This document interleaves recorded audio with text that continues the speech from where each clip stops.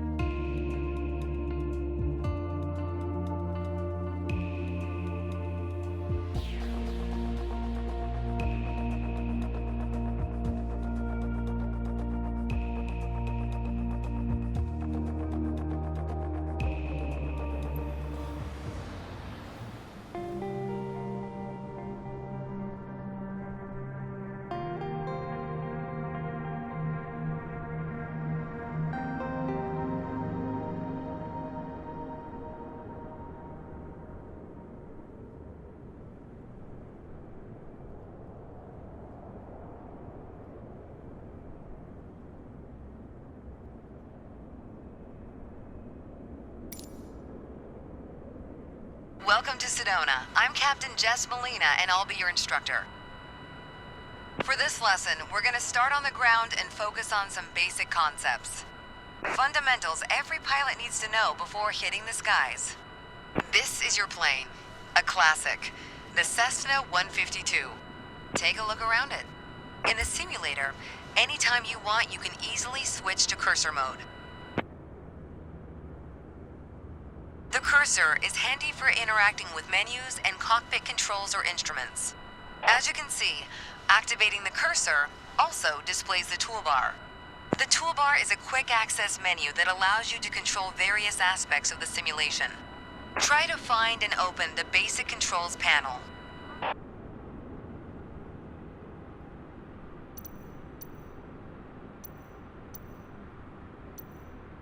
The basic controls panel is a useful reminder of the button layout for the devices you're currently using. Now try to find and open the camera panel in the toolbar. The camera panel allows you to access the various views and camera modes of the simulation. Go ahead and close all the panels for now. Right now, we are in the external view mode. Let's switch to cockpit view next. In front of you is the yoke, the primary means of controlling the aircraft. In the simulation, you'll be controlling the aircraft with your peripherals of choice. So let's hide the yoke for now.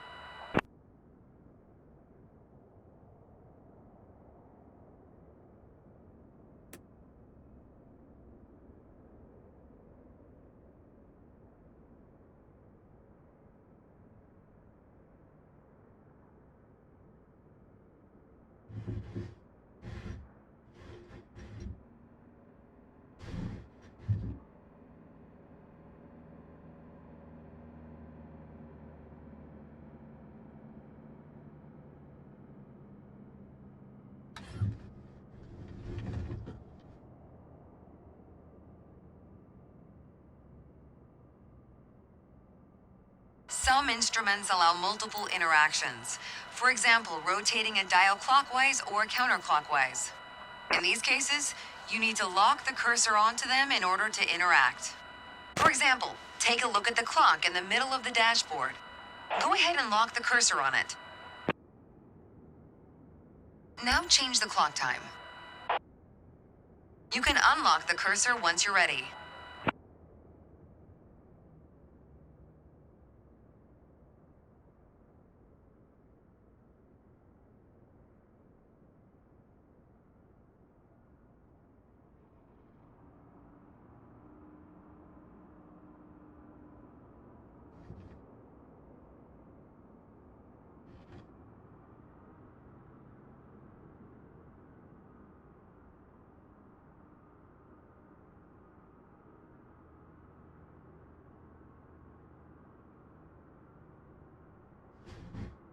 For now, we're done with the cursor, so go ahead and hide it.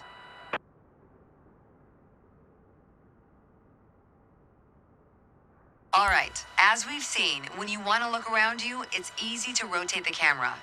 But you can also move it freely in the cockpit to get a better view of anything you want to see, even through a window to look outside.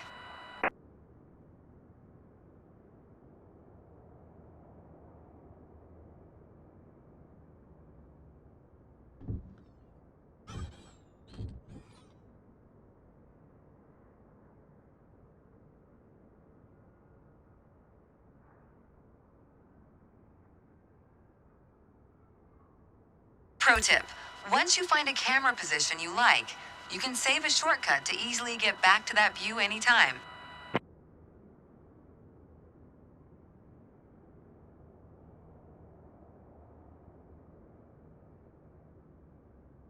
Now, reset the camera to its original position. Then try switching to your custom one again.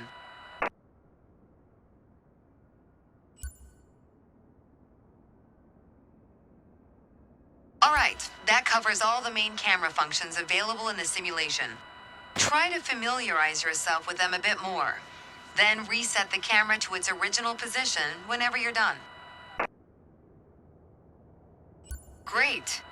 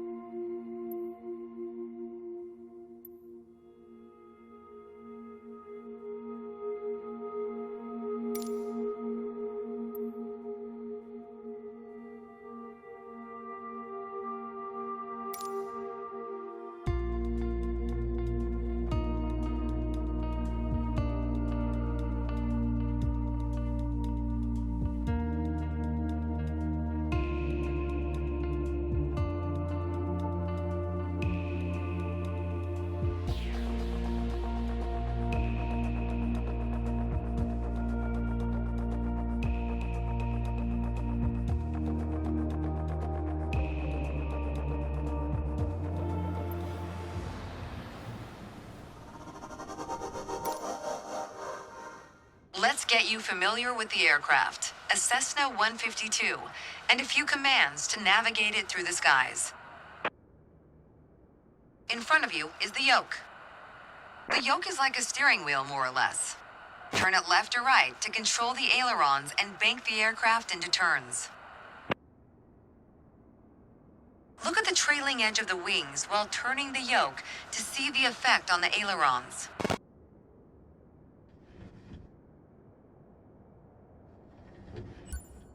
Okay. Now, the difference between the yoke and a steering wheel is you can pull or push on the yoke. This controls the elevator at the back of the aircraft to make it climb or descend. Look at the horizontal stabilizer while you pull on the yoke. You can see how it affects the elevator.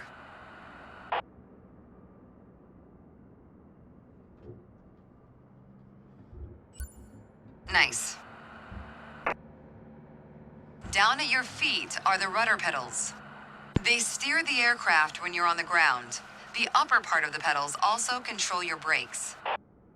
In the air, they control the rudder at the end of the vertical stabilizer to yaw the aircraft. This is mostly for small corrections, for coordinating turns or compensating for a plane's tendency to pull left during takeoffs and climbs. Look at the vertical tail while operating the pedals to see the effect on the rudder.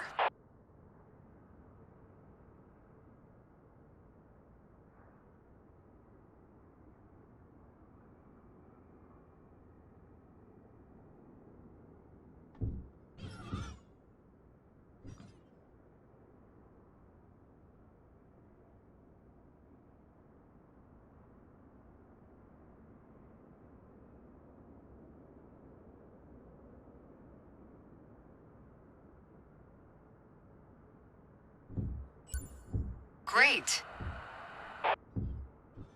Last but not least, the throttle is located near the center of the cockpit. Pushing forward will increase power, pulling back will decrease power. First, look at the throttle and select it.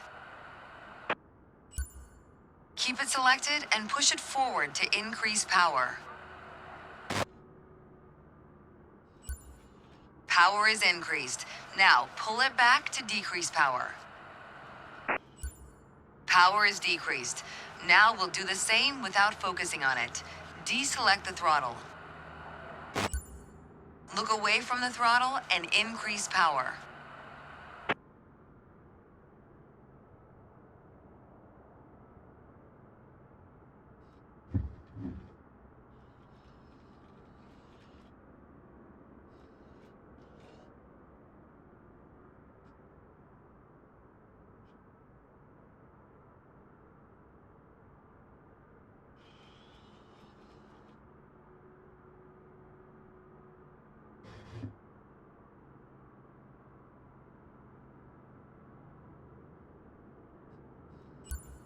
Set your throttle to idle.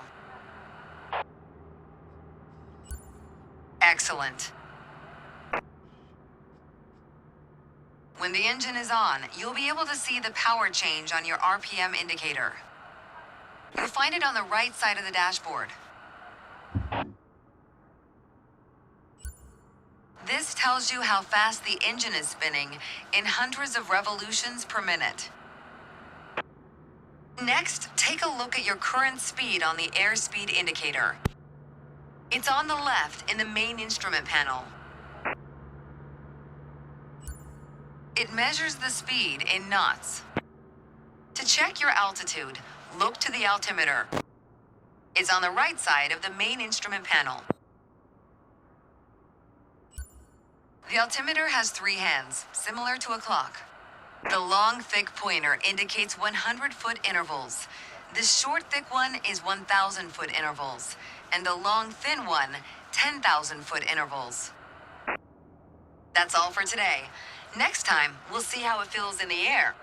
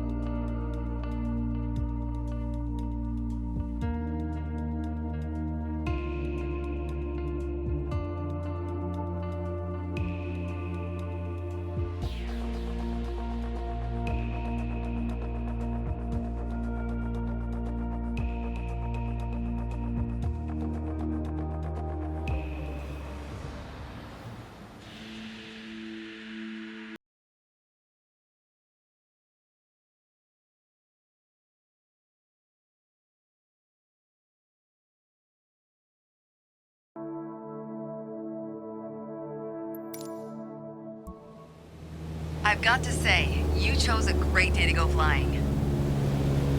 This session, we'll get started with some basic controls. Sound good? First things first, let's get familiar with your surroundings. Out your side windows, you can see we have great visibility over Sedona today. This is Red Rock territory. Beautiful, isn't it? See if you can spot the Sedona Airport. The runway should be a pretty easy landmark to find. There you go. Visual confirmation on the airport.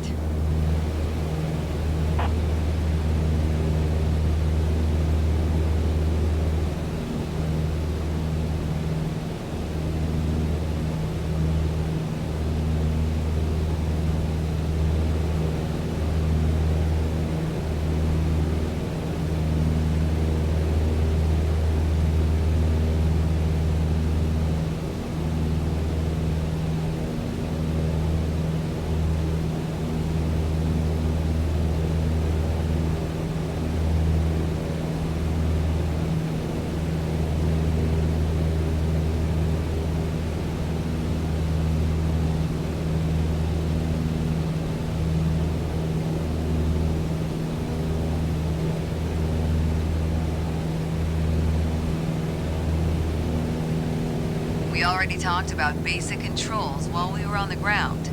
Time to see how it all feels in the air. The aircraft is currently set to a cruise attitude, the position it should be in for regular flight. Alright, now let's try banking into a turn by moving the yoke. I'll go first.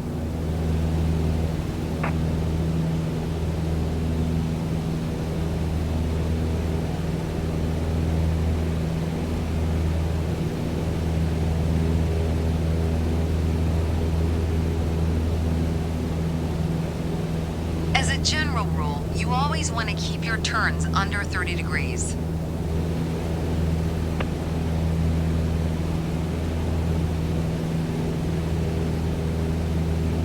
Go ahead and try rolling to the right.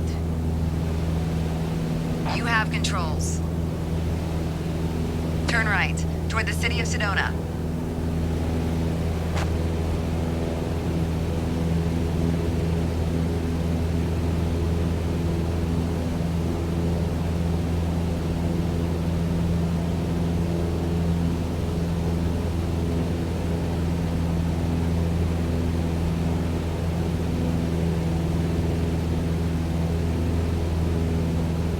Excellent. As we're flying towards Sedona, let's try climbing up and down. Gently pull on the yoke to climb. Give it a try.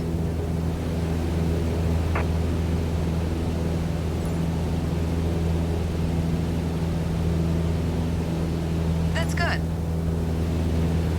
Excellent. For the descent, it's the same principle, except you're pushing on the yoke. Go ahead, gently pitch down.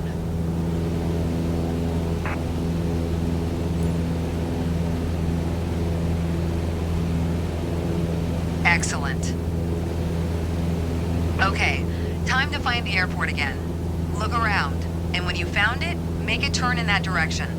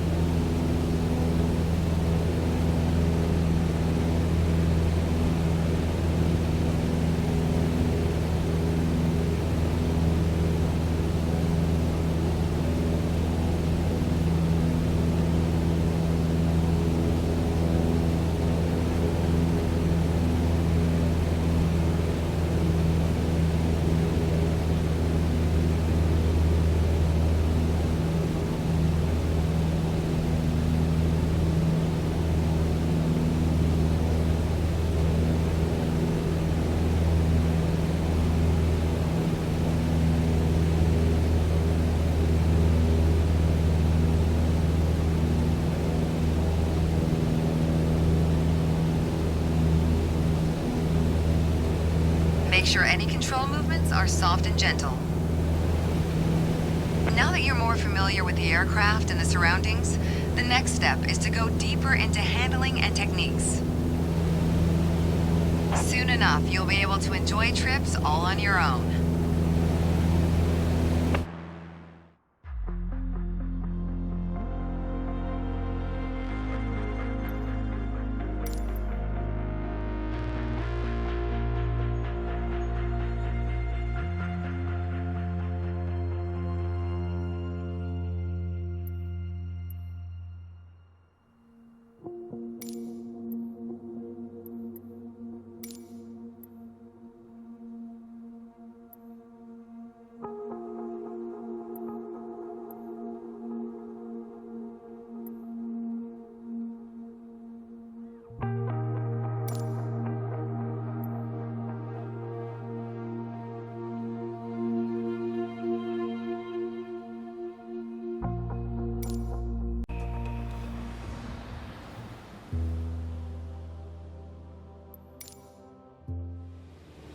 To help demonstrate pitch, I've drawn 3 lines on the windshield. Notice how the middle line matches the horizon while we're flying level. This is the cruise attitude. The lower dotted line is the climb attitude, and the upper one is the descent attitude. Let's dig deeper into what that means. Pull back gently on the yoke until the climb attitude line matches the horizon. Then maintain that attitude.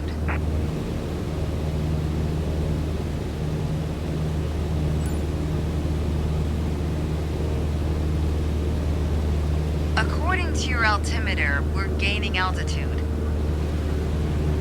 But we're losing airspeed, proving you can't avoid basic physics while making a climb. Excellent. Now let's level back out. Our speed is increasing and our altitude is stable. All right. Push gently on the yoke until the descent attitude line matches the horizon. Then maintain that attitude.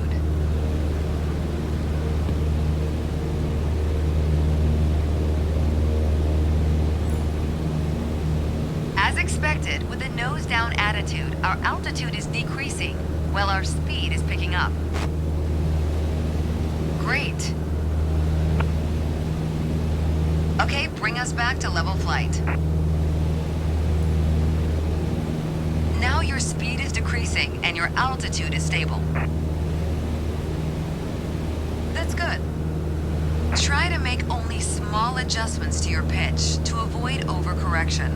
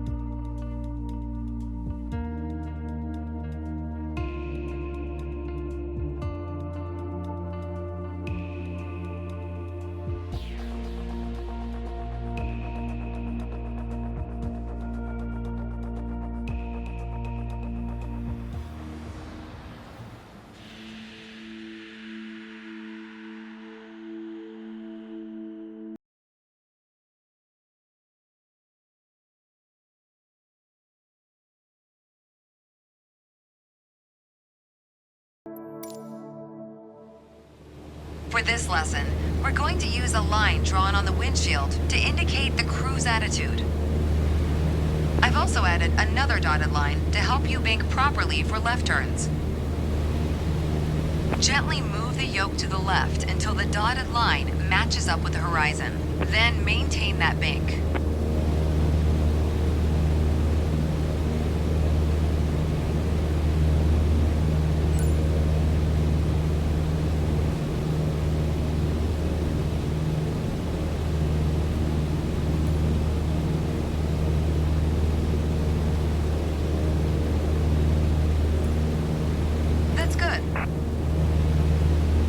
Watch your altitude. It wasn't constant during the turn. Now let's see you level back out.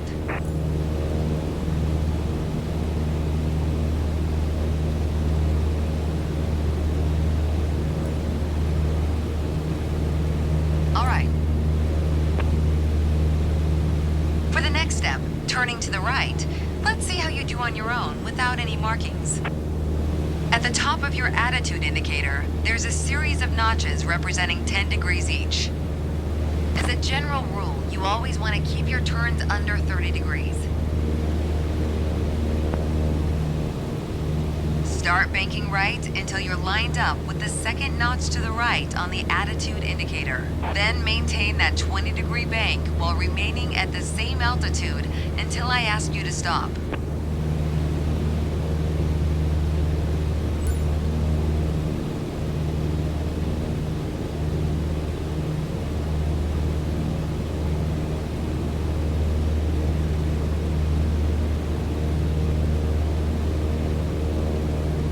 Nice. Level us back out now.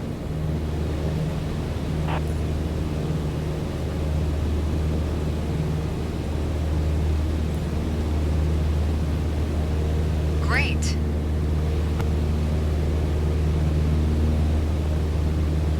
Small corrections on the yoke will lead to more accurate turns.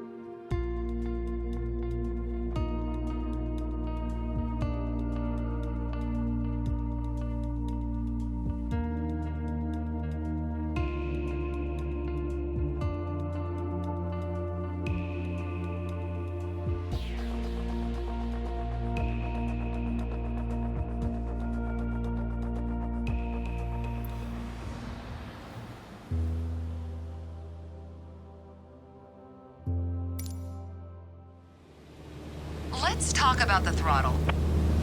If you have the need for speed, then the throttle's for you. Full control over the power output of the engine. In the Cessna 152, that relates directly to the RPM displayed on the tachometer. Pull back on the throttle to reduce RPM to 1800.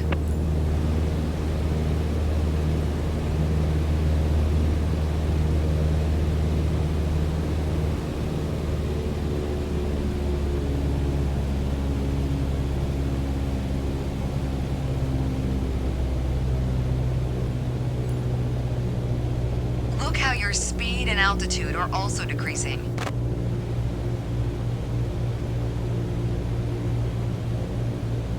Excellent.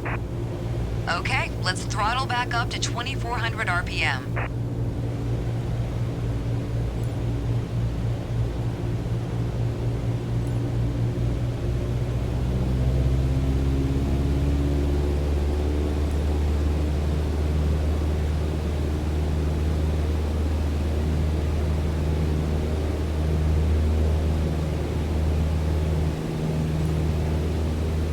Your speed is increasing now. As long as you maintain the same attitude, your altitude will keep climbing as well. Nice. That was excellent. With piston planes like this Cessna, it's common to have power targets defined in RPM.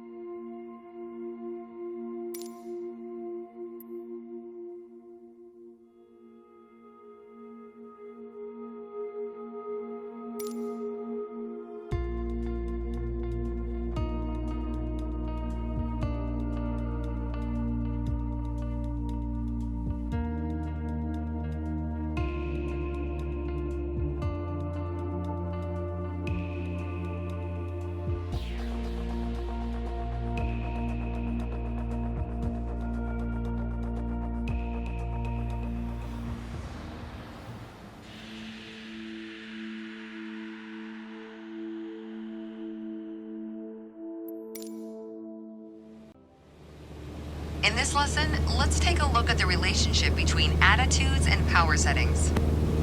Attitude plus power equals performance. We're currently at 5,500 feet in a cruise attitude. The aircraft's nose is positioned under the horizon and cruise power is at 2,300 RPM.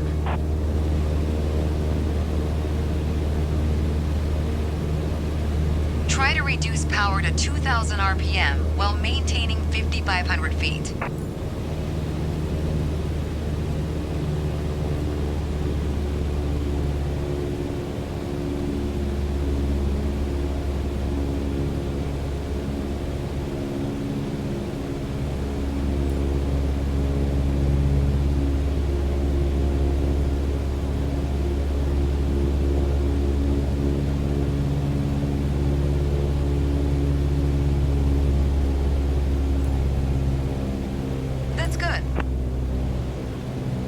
Probably noticed, to maintain altitude, you need to pitch the nose up. You could just keep pulling on the yoke to hold steady, but that's not really a precise means of control. Probably better to adjust your trim wheel until you don't need to push or pull on the yoke. Drag the trim down when you need to set the nose up. Drag it up to set the nose down.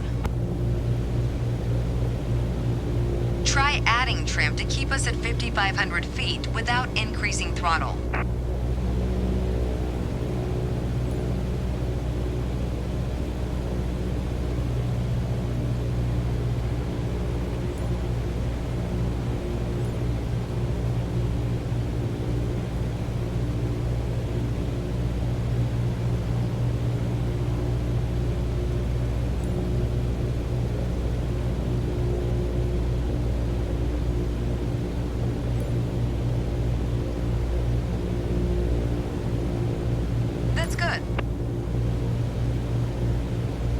You're not high enough.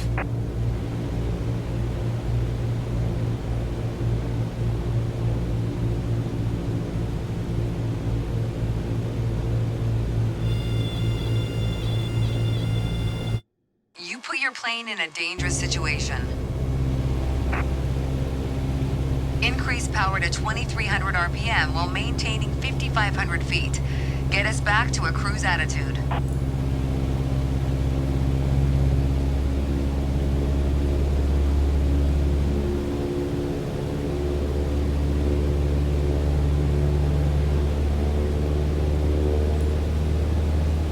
Excellent. Now, adjust the trim.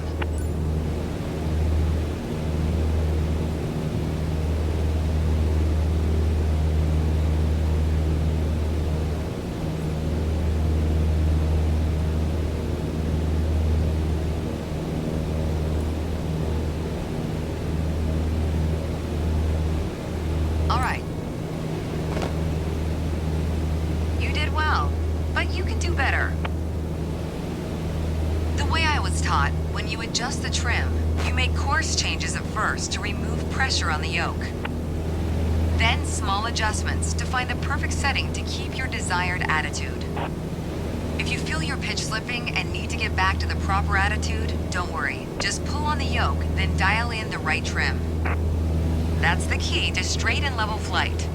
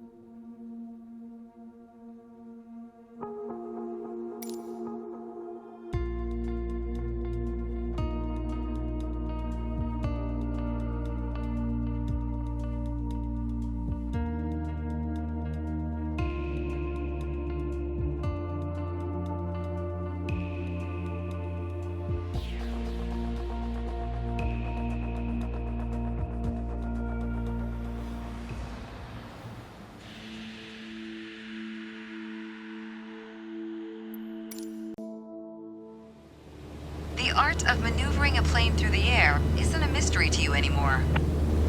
Now it's time to test the skills you've learned. As you can see, we're cruising at 6,000 feet on a north heading of 360 degrees. Start by descending to 5,500 feet while maintaining a northerly heading.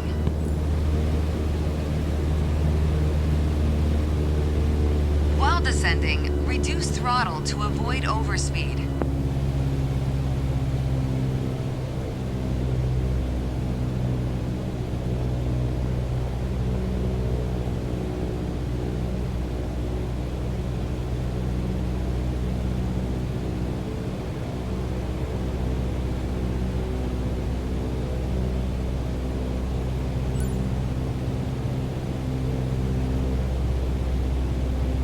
Good.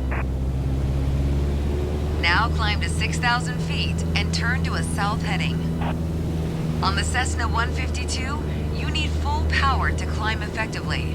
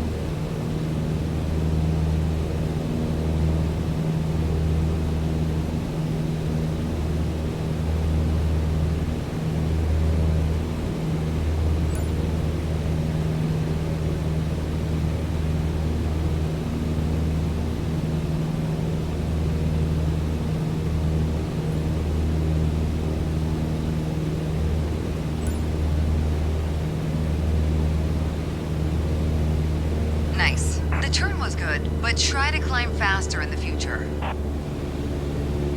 All right, next exercise.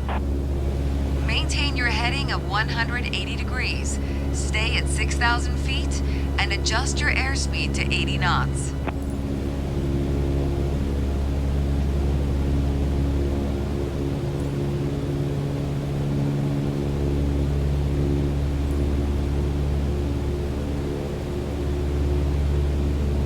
Good. Your speed was well managed, but your altitude needs to be more accurate. That was excellent.